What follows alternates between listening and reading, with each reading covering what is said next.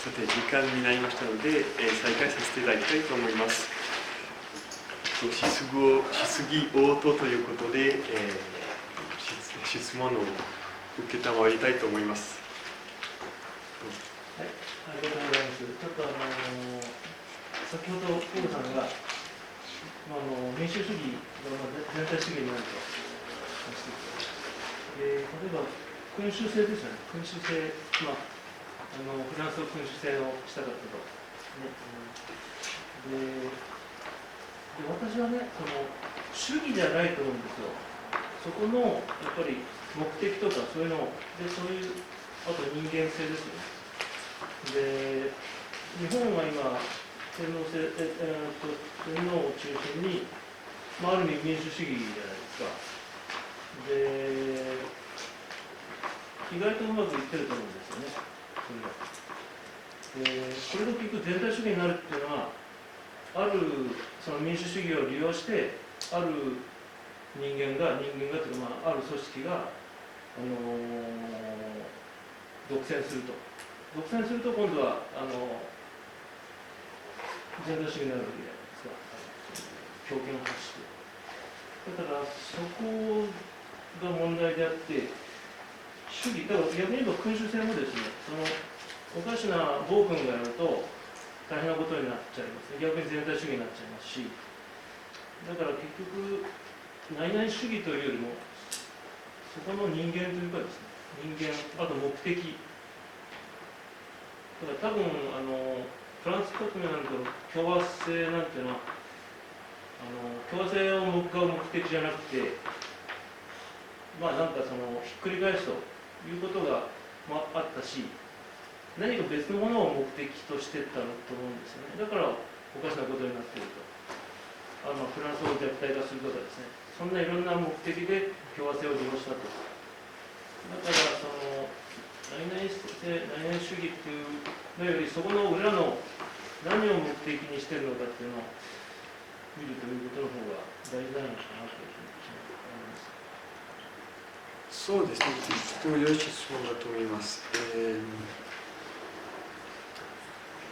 おっしゃる通り当たっている部分も、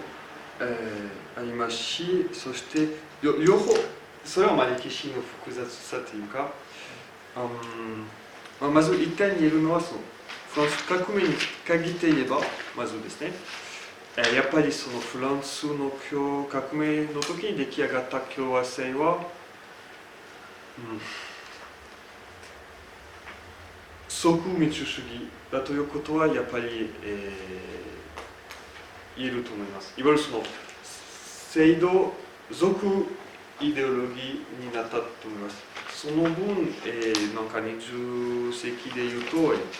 共産主義と共産党的な体制との、いわゆる外そうとしても外せないような存在、であったように、フランス革命の時も、偶想的な民主主義と、革命的な体制は非常にセットになって、だからフランスでは現代に至って共和制は結局イコール、そういったような革命的な体制になっていったところがあります。ただし、もちろん、例えばちょうど1870年代の時、一時的に応答派的な共和制はできたわけです。実はそれはフランスにおいて何度もそういったような体制が出来上がります。結局、7月王政、オレアン派の王政も同じようなことになって、そういう地方保守的な秩序になったんですけど、ただ思想はやっぱりリベラル自由主義だったので、最初は良かったとしても、どんどんそういうふうに革命的になったわけですよね。いわゆるもちろん裏でそれを駆け引き、いろんな利用しようとしている連中は、時代を問わないで、場所を問わないでどこでもいつでもいるわけですけれども、それはどこでもそうなんですか。問題は結局それはフランスの歴史を見ると非常に見えてくる点なんですが、どれほどそこの人間、そこの人々、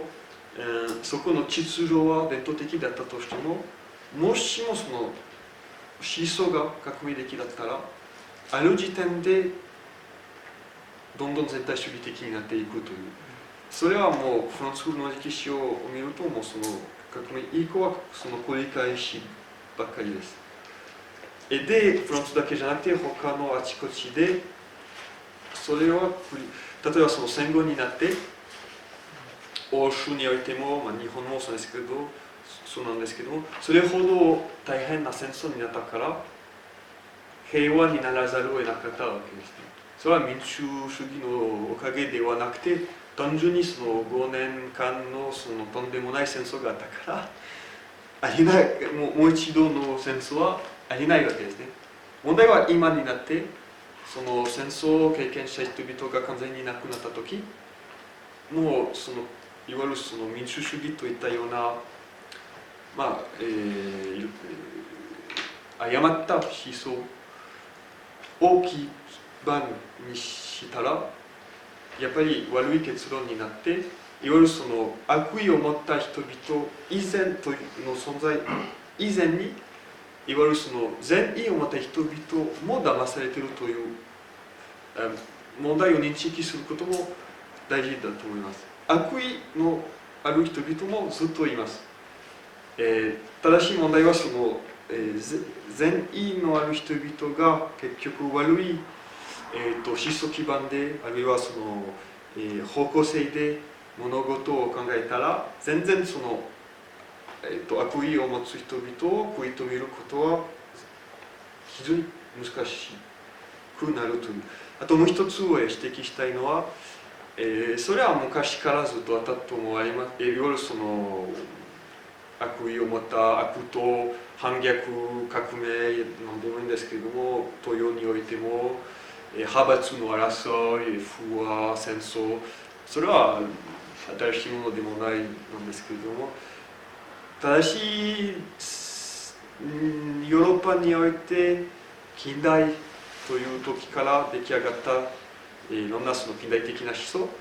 聞いて、フランス革命の時にさらに、いわゆるその対流、思想になったものは、社会に対してその以前のいわゆるその、カトリックの用語に言うと、その自然法を一応尊敬してた、どれほど、ひどくなったとしても自然法に従ってた思想と違って、そういったような近代的な思想は自然法に従わない、つまり現実を否定する傾向があります。だから、食い止められないところがあります。例えばその暴君があった方がある意味でいいかもしれません。民主主義よりも。なぜかというと、暴君は一人だけです。そう、例えば、伝統的な君主制において暴君が出たとしても、ちなみにフランスではそういったような暴君が一度も出たことはないでしょう。みんなそのいわゆるその話になると、その暴君が出てくる。中国の場合はひどいでしょう。それははい。だからそれはやっぱり今の中国も共産党じゃないですか。で今の中国だからこそ民主主義はいいっていうふうに言えるんですよね。そういう国に対しては民主主義がいいって言えるんですよ。だから悪いっていうのは何ていうか、要するに人民が本当に虐げられているところには民主主義を使えるわけですよね。いわゆるその問題は、その民主主義の定義は何であるかということですね。一応その制度だけじゃなくて、やはりその自由を第一にするという主義だとしたら、そこがやっぱり根本的な、問題があるというか、気のない、もういわゆるその暴君は一人だけじゃなくて、一人一人国民全員が暴君になりつつあるというか、例えばフランス革命の時のジャコバン主義者、あるいはその、共産党でいう労働者たちとか、みんなそれぞれ暴君になって、全てあと、もちろんその昔の中国でか暴君とかあといろんな虐殺とか虐殺とかいろいろあったと思いますけれども、いわゆるその徹底的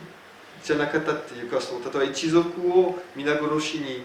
することがあったかもしれないけれども、彼は例えば、わからないですけど、例えば、それを考えているから殺してやる、あるいは、フランスの時そうだったわけですね。貴族だから殺してやる、共和主義者じゃないから殺してやる、そういったような、しかも非常にもう客観的なものじゃなくて、誰か何を思うかよくわからないから。それは民主主義を利用してるんですよ、その人たちが。要するに、こいつをやっぱ殺したいからその民主主義っていうものを利用してやるっていう、そこだと思うんですよね。だからあんまりその言葉じゃなくて、今の現状からどう抑圧されたら抑圧から解放するっていう単純なあれだと思うんですよ。で逆に自由を逆にそれを逆手にとって自分の利益にするとか、それを極端になっちゃうじゃないですか。そうじゃなくて、そう確かにそうなんですが、ただ問題はその民主主義、悪意を持った人々は民主主義を利用するだけでは、その19世紀フランス革命19世紀と20世紀を、なぜそういうようなことが来たか、説明にならないと思い、完全にならないと思います。なぜかというと、その民主主義の中ではやっぱりその、平等もそうなんですけど、つまり、自由と平等はその例えば家族において平等じゃないわけですね。親が子供と全く不平等であって、赤ちゃん生まれたばかりの赤ちゃんが、両親がいなければもうすぐ死ぬし、で従うしかないわけであって、あと自由でもないわけですね。つまり民主主義の中に潜んでいる問題はそこです。いわゆるその現実を規定しているわけですね、そもそも。だから利用されやすいですし、悪意を持った人々にとって。でもそれだけじゃなくて、善意を持った人々に、も騙されやすいわけですね。例えば皆平等であることを正直に思っている人々が多いかと思いますけど、そういうような人々はあと騙しやすくはなるわけですよね。あと問題はもちろんそれぞれの国において制度と主義が必ずしも一致してはいないんですが、でも20世紀、19世紀の、自由主義、民主主義というようなセットで、制度においても反映されているわけですね。例えば一般選挙、いわゆるその国民に権威があるという、そういったような、原則を取っただけでは、もうある意味でその革命の種を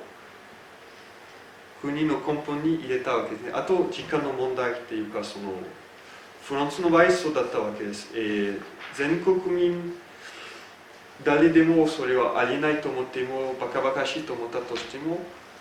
形式的にそういったような、例えば国民に相違があるというような、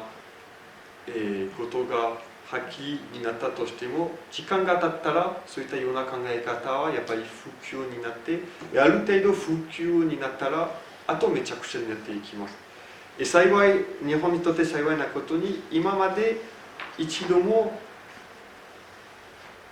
大変なことになるほど、いわゆるその秩序的に不況になったことはないんですけれども、最近に、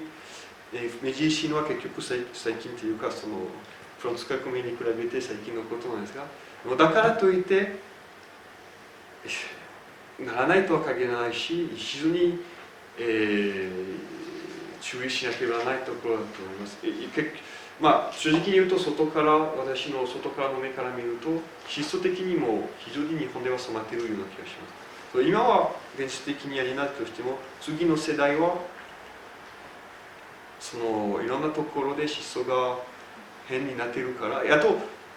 上もやっぱりその責任を取る、政治家が責任を取るべき立場にあるはずなんですけど、民主主義、民主政治だとそういうような公のために尽くすというところもどんどん弱くなってて、責任を取らないか、あるいはその自分の再当選になるか、そう、利用されるし、一番に利用されやすい制度だし、その意味で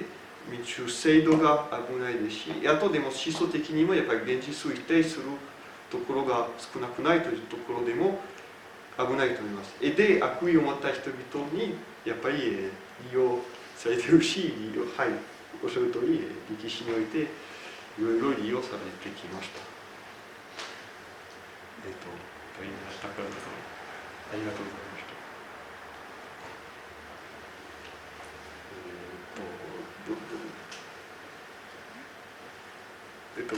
どっちたち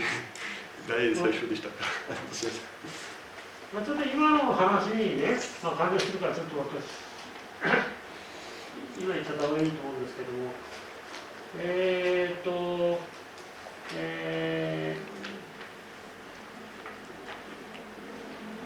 要するに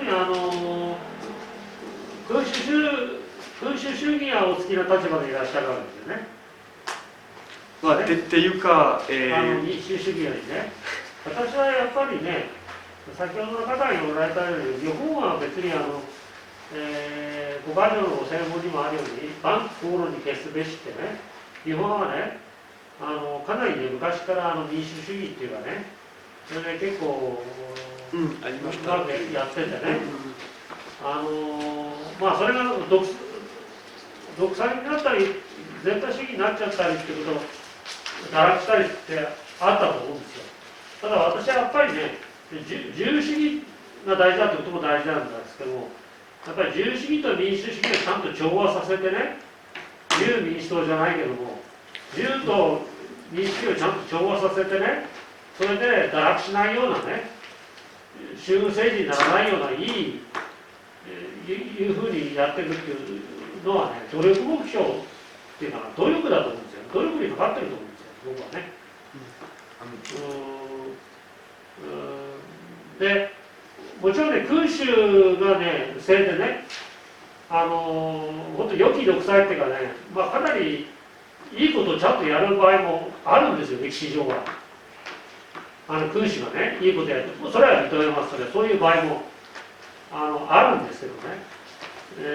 しかしやっぱり、民主主義制度と自由制度、三権分立とかってそういうものと組み合わせながらね、いい政治をやっていくっていう。確かに非常に民主主義制度だと能率が悪いとか、スピードが遅いとかっていろいろ欠点はあるけどもね、その中でも民主主義が努力してね、やっていくっていう。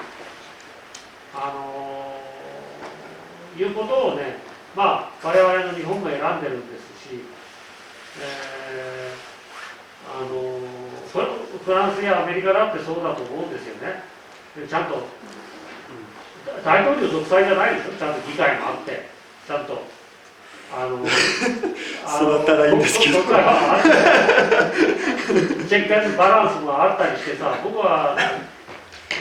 フランス、アメリカも日本もみんな民主主義社会として団結してね、で、ロシアなんかも僕は一応大統領選挙をやって選ばれてるから、僕は一応ロシアだって民主主義だと思うからね。だから、中国や北朝鮮だけはダメなんだよってさ、それをちゃんと包囲してやっていくっていうかな、そういう方向でいくべきじゃないかな。ありがとうございます。非常に大事な質問で貴重な質問だと思います。まず私はいわゆる生まれながら民主主義とかになったわけではなくて、普通に私は共和制的な公立学校で、というか私立学校もそうなんですけど、一応普通一般的な教育を受けたものでずっと共和主義者だったわけですね。で、歴史を学んでいくと、やはり、私も全くそういうように思い込んでたわけです。あともちろん日本の事情はちょっと違うからあれなんですが、フランスを見たとき、本来ならばあと言葉の問題があります。いわゆるその君主制、民主制、貴族制、それはそもそも、アリストテレス、ご存知のようにアリストテレスの政治学に出てくると思いますけども、彼、アリストテレスに言わせると、それぞれ純粋な体制ではなくて、どこでもそれぞれの、要素が入っているという、つまりどこの国においても、君主制的なところがあって、民主制的なところがあって、貴族制的なところがあって、それを混ぜながら、国が出来上がっているんですけれども、でもアリストテレスが言っているのは、そもそも君主制じゃなければ、全体的に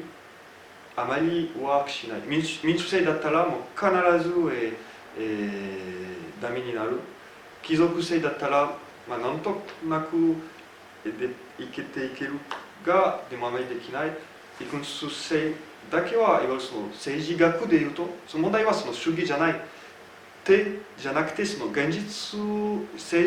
人間はその政治的な動物だということで、という前提に立つと、どういったような制度が、結局具体的に機能しているという問題ですね。で、家族において、例えば、その中世においてもそういうような、でもやはりその全体の国のどういうふうに、働いているかを考えるとき、人間の本性、どうなっているかを見なければならないところがあると思いますけれども、で、昔の、儒学もその意味でそれを普通に認めてたわけですけども、やっぱり家族の中に、家長制ですね、まさに。それは今、現代で非常に悪いイメージがついてきたんですけれども、家族の中にいわゆるその異界性がなければ、つまり父と母と子供たち、それぞれの立場は違って、それぞれの、だから全く話し合わないということを意味にならないわけですね。例えばその父が母の意見と主張を受けた、聞くべきなんですけども、でも最終的に父が決定していくという、本来ならば、良い、いわゆるそのうまく機能している家庭では、そういうようなところになるかと思いますね。もし父が全てにおいて勝手に決めたりしたのなら、あまり良くならないんですけれども、でも、逆に、もしもそういったような父を消して、もう権力者を消して子供が指導するのなら、家族はうまくいかないことに決まっているわけですね、絶対に。子供が、家族を指導したら必ずダメになるんですが、普通に、父が決めるのならうまくいく場合がありますとにかくダメになる場合もありますけど、そういう意味で民主主義君主主義の別にします。だから明治時代の時だから日本で最初民主主義あるいは民主制、そういうような言葉でそもそもそこに、潜んでいる思想を見ないままに受け入れたかと思われます。つまり、明治維新の時のいわゆるその、みんなで話し合おうということで、それはそれでいいんですけど、ただ決めるのは変わらなかった上だったわけですね。そこが大事です。実はフランスの歴史の中にも全く同じであって、ずっとフランス革命以前、村のレベルでも、地方のレベルでも、教会のレベルでも、どこでも話し合って決めていったんですけど、ただ、決める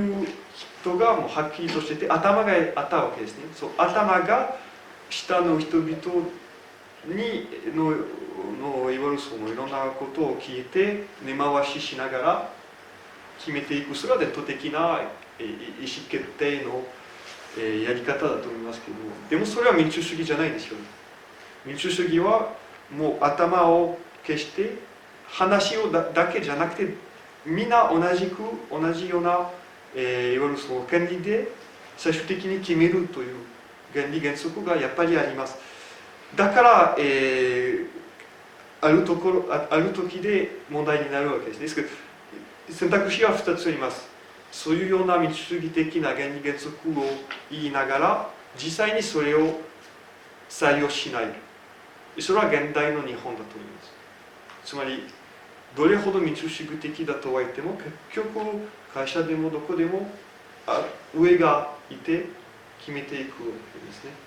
根回ししながらも、一応まだその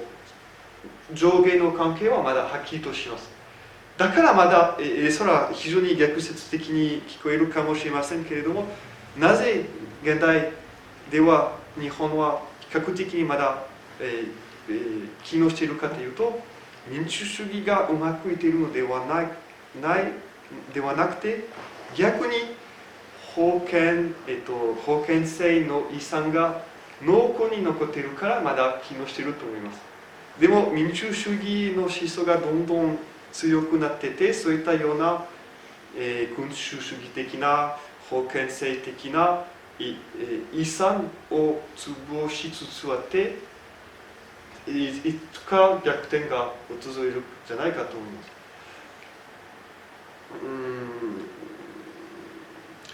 す。それは日本の場合なんですけど、フランスの場合ははっきりとして逆にそのフランス革命以前に自由が守られてたわけです。実際の自由ですね。現地での自由です。だからなぜかというと国王は国レベルのものだけを、やってて、そして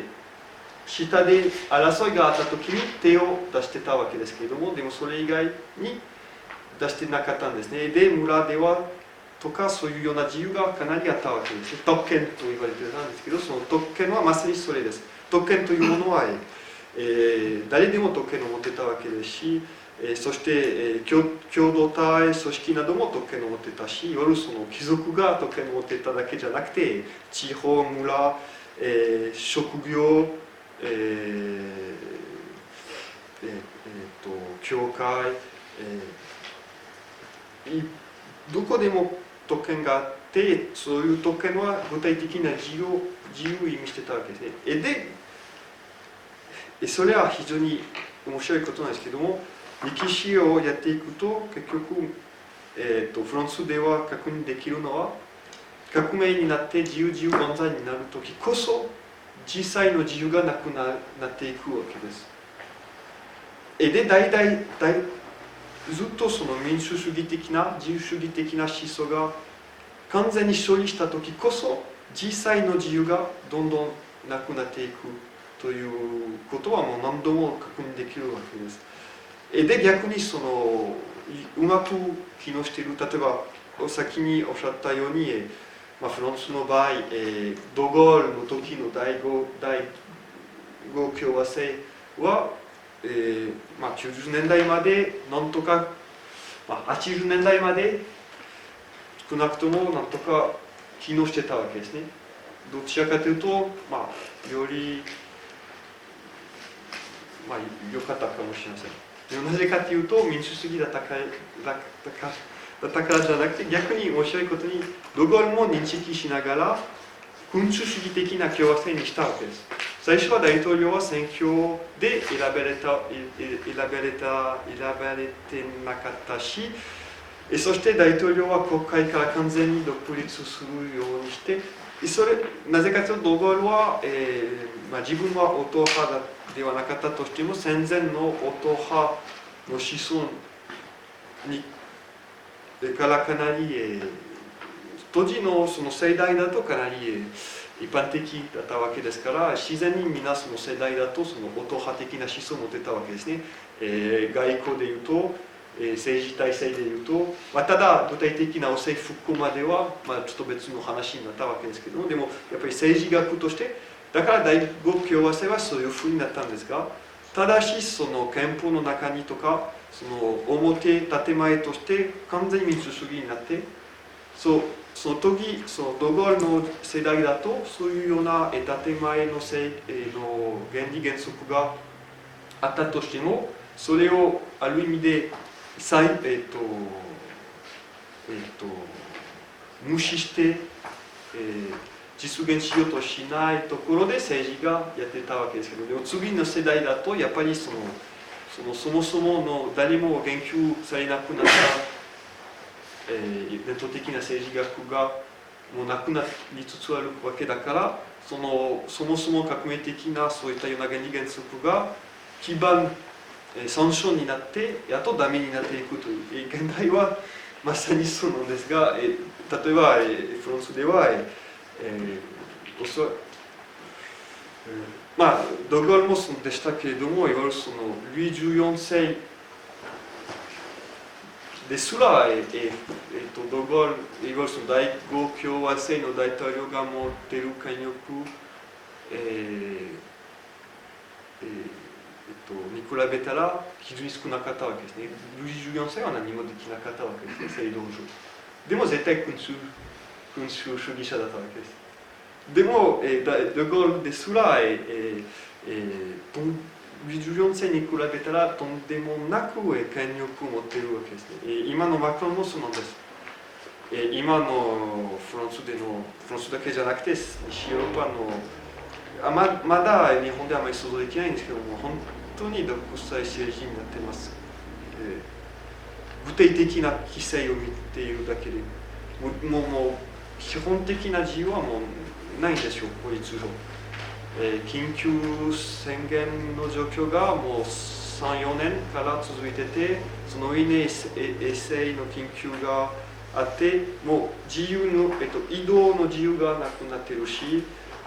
外出の自由もなくなっているし、出張の自由もなくなっているし、すべての基本的な自由がなくなっています。なぜ個人的な話になりますと、なぜ君主主義者になったかというと、ただ単純にフランスの歴史を見て、そして政治学を見て、逆に一番絶対君主主義的な体制だった時こそ、そういったような基礎の自由が守られてた事実があったわけですね。そこが民主主義のずるいところです。いわゆるその一体なぜ民主主義を絶対に守るべきですかということですよね。もし民主主義が失敗したのなら、それを単純に認めたら良いのに、でもずっとそのうまくいくとき、民主主義のおかげだというような、でも力主義もないのに、逆に民主主義があればあるほど、主義ですね。例えばスイスでの均衡、昔からあったその政治的な均衡があったと思いますけれども、それはまあちょっと違うかもしれませんけど、いわゆるその自由平等、そしてそのどうしてもその、権力者、権威者に対して、ちょっと信用しないというような、確かにあったのは、それは日本とフランス、ヨーロッパとアジアの歴史の違いだったかもしれませんけど、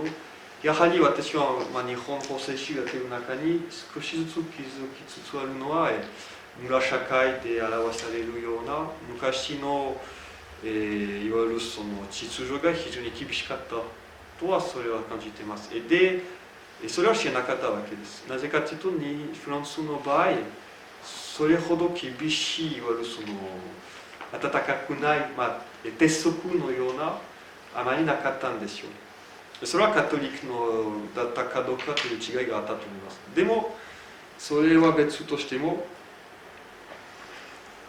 どれほど厳しい村社会とかになったとしても、自然法的な政治学でいうと、その方がマシです。民主主義の問題は、いわゆるそのなぜ、民主主義はダメになっていくか。いわゆるそのやっぱり子供に主権がないわけです。どうしても。もちろん国と家族は完全に、同じように見ることはできないかもしれませんけれども、でもそれでも近いところ、類似するところもあることに決まってて、やっぱりある時に頭がいなければちょっと問題があります。つまり民主主義的になると、いわゆるそのなんとか機能している民主主義なら結局その民主主義を無視している、普通の民主主義になるんですけど、ただ問題はそ